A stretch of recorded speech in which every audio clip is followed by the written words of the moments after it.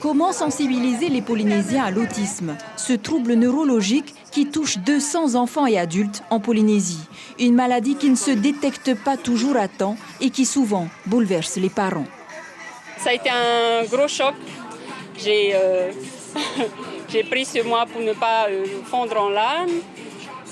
Mais bon, après, en fait, on a commencé la prise en charge. Donc, on avait le psychologue une fois par semaine, la psychologue, l'éducatrice spécialisée, la pédopsychiatre une fois par période scolaire et la neuropédiatre une fois par trimestre pour le bilan.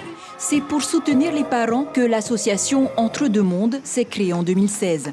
Elle se bat pour que les enfants atteints d'autisme puissent aussi s'intégrer à la société. Et cette journée est un peu l'aboutissement de 5 années de labeur. On voudrait annualiser cette journée chaque année pour qu'elle rentre dans l'esprit des Polynésiens. Et ce qu'on aimerait aujourd'hui, c'est faire découvrir l'autisme et permettre aux gens de s'informer sur cet handicap invisible extraordinaire qui est mal connu en Polynésie et qui pourtant est bien présent. Car l'association mène un véritable combat pour expliquer la maladie au travers de séminaires et de sensibilisation auprès des écoles. Mais il reste encore beaucoup à faire. Un suivi médical plus adapté parce que la pédopsychiatrie et le CAMS, enfin surtout la pédopsychiatrie qui accueille les enfants autistes, se retrouvent débordés parce qu'ils n'ont pas que des autistes. Ce qui serait urgent en fait, c'est de pouvoir détecter, je dirais surtout la détection précoce des enfants parce que selon les pédopsychiatres, en moyenne en Polynésie, c'est à partir de 5 ans alors que normalement ça devrait être entre 2 ans et 3 ans. C'est une journée qui est vraiment en mémoire du petit Makalea qui nous a quittés il y a une semaine.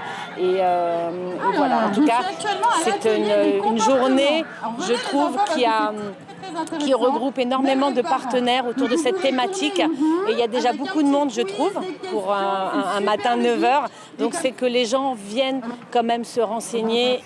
En attendant la prochaine édition, les enfants autistes bénéficient du carnet rouge. À ce titre, leur prise en charge permet, dans les cas les moins graves, de soulager les parents souvent livrés à eux-mêmes. Et c'est là que l'association peut être d'un grand soutien moral.